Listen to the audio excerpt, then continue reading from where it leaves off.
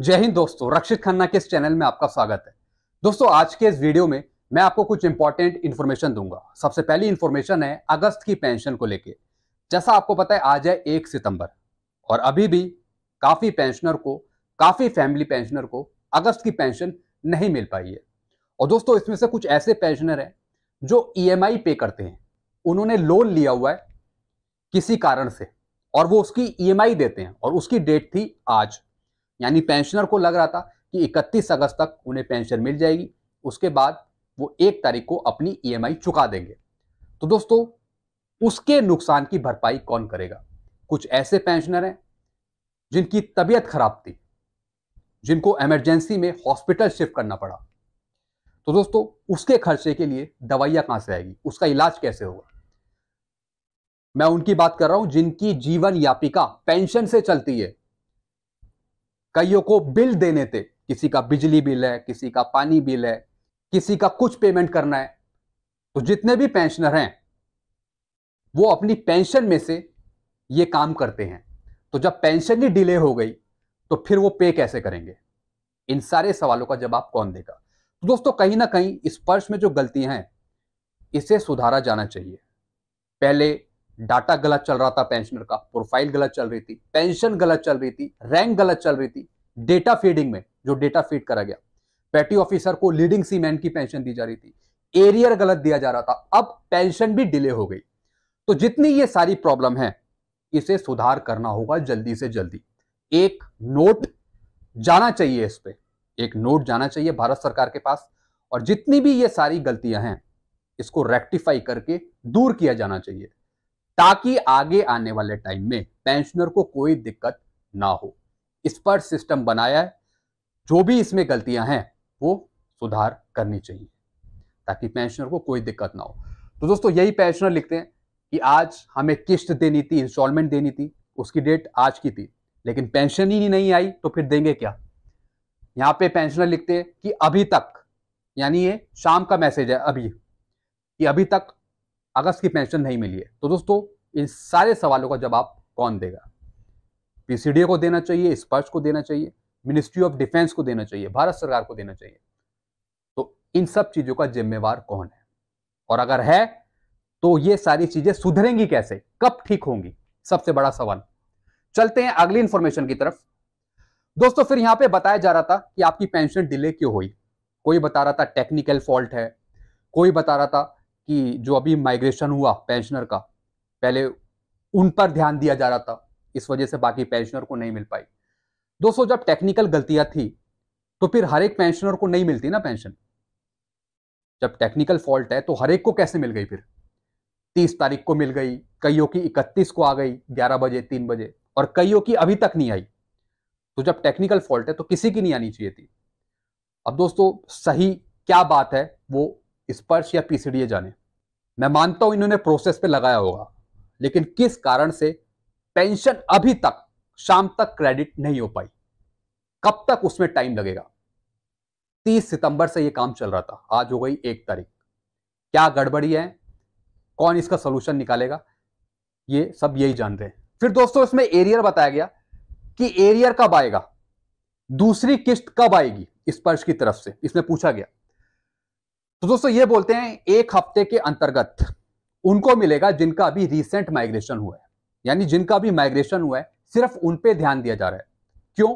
बाकी जो पेंशनर हैं, क्या वो दूसरी कंट्री से आए हैं? वो स्पर्श पे नहीं है?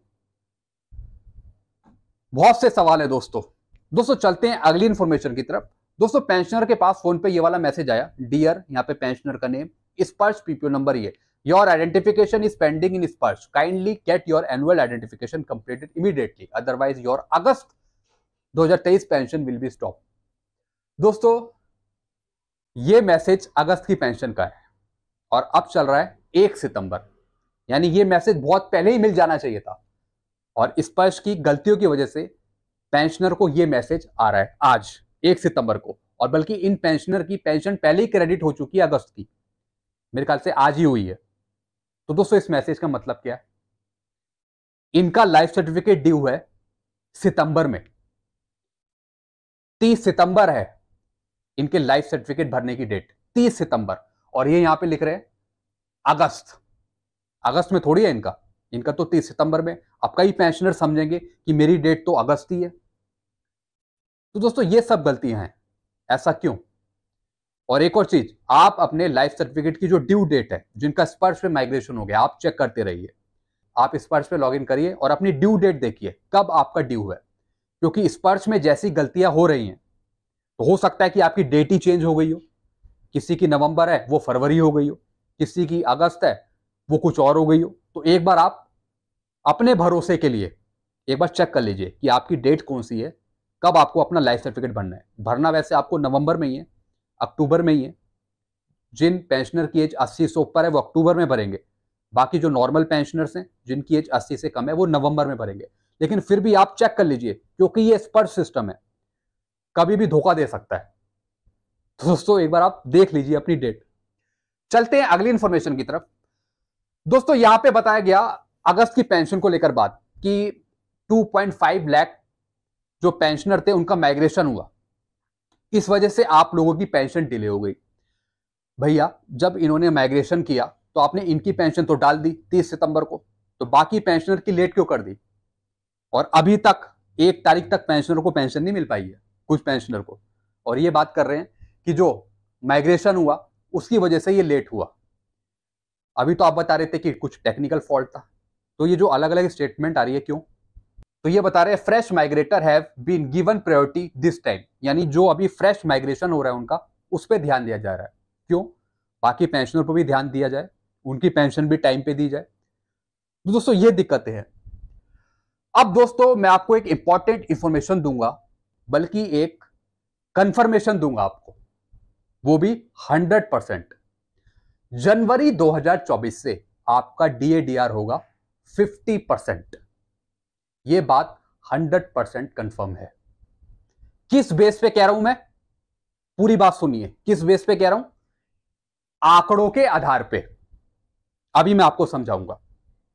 आंकड़ों के आधार पे आपका DADR जनवरी 2024 से 50% से ऊपर जा रहा है। अब भारत सरकार क्या अप्रूव करेगी वो हम बाद में देखेंगे, लेकिन आंकड़ों के आधार पे 50% आपका पहुंच रहा है। कैसे, ये मैं आपको बता रहा हूं। और अभी आगे आने वाले महीने में भी AICPN के जो आंकड़े हैं वो आना बाकी है। लेकिन जो जुलाई 2023 का आंकड़ा आया कंज्यूमर प्राइस इंडेक्स का, जो 31 अगस्त को आया था, इस आंकड़े ने सारी चीज क्लियर कर दी कि जनवरी 2024 से कितना % आपका DADR होगा। आंकड़ों के बेस पर मैं आपको समझाता हूं। जून 2023 का था 136.4। अब जो कल आया आंकड़ा जुलाई 2023 का, इसमें बढ़ा 3.3%। 136.4 से बढ़कर हो गया 139.7। तो ये तो था जुलाई 2023 का आंकड़ा। अब दोस्तों अगर अगस्त का आंकड़ा आता है सितंबर में, यानी अगस्त, सितंबर, अक्टूबर, नवंबर, दिसंबर, दोस्तों अगर हम बिल्कुल सेम % रखें, यानी आगे आने वाले महीनों में दिसंबर तक अगर कोई % नहीं बढ़ता, तब भी आपका DADR 50% जा रहा है। यानी नवंबर तक का आपका आंकड़ा ही 50% उसे पहुंचा देता है। अगर कंज्यूमर प्राइस इंडेक्स जो आगे आने वाले महीने अगर उसमें सेम रहता है, कुछ बढ़ोतरी नहीं होती, अगर हो जाती है तो वो तो ऑटोमेटिकली बढ़ जाएगा। लेकिन अगर सेम रहता है, यानी जो जुलाई में था 139.7, अगर यही अगस्त में सेम रहता है, सितंबर में सेम रहता है, अक्टूबर में रहता है, नवंबर में रहता है, तो दोस्तों आपका DADR 50% पहुंच रहा है। तो आंकड़ों के आधार पे मैं अभी से बता रहा हूं कि आपका 50% पहुंच गया, फाइनल है। 50% आपका तय है आंकड़ों के बेस पर। तो दोस्तों अब आंकड़े कुछ भी आए आगे आने वाले महीने में, चाहे बढ़े या फिर यही रहें, 50% आपका हो गया तय। ये आप देख रहे हैं नवंबर में ही ये 50% आ गया। दिसंबर में भी अगर मैं यही सेम करूं 139.7, तो देख रहे हैं आप 50.79, ऑटोमेटिकली ये 50% से ऊपर पहुंच गया। अब देखने वाली बात ये होगी कि भारत सरकार क्या अप्रूव करती है। जुलाई 2023 से तो 46% है ही आंकड़ों के बेस पर, ये आप देख रहे हैं 46%। लेकिन अभी सितंबर में क्या अप्रूव करती है भारत सरकार, वो हम देखेंगे। इसके आधार पे जुलाई 2023 से बढ़ने वाला डीएडीआर 40%, जनवरी 2024 से बढ़ने वाला डीएडीआर 50%, आंकड़ों के बेस पर एक कंफर्म है। अब हमें ये कोई फर्क नहीं पड़ता कि आगे आने वाले महीने में आंकड़े क्या आएंगे। तो दोस्तों आगे जो आंकड़े आएंगे महीनों के, अगर उसमें बढ़ता है तो ऑटोमेटिकली ये और बढ़ जाएगा। अगर सेम रहता है, कुछ भी नहीं बढ़ता, तब भी आपका 50% पहुंच रहा है। तो दोस्तों देखते हैं भारत सरकार 50% पे क्या करती है काम, क्या मर्ज करेगी या फिर यही रहने देगी, 50% ही रहने देगी। मेरे अकॉर्डिंग भारत सरकार 50% को मर्ज नहीं करेगी, वो कंटिन्यू इसे आगे बढ़ाएगी, मेरे आधार पे जहां तक मुझे लगता है। बाकी आपकी क्या सोच है, आप कमेंट करके बताइएगा। तो दोस्तों ये मैंने आपको कुछ जानकारियां दी। वीडियो आपको अच्छा लगता है, वीडियो को लाइक करें और इस चैनल को सब्सक्राइब कर सकते हैं। Thank you so much.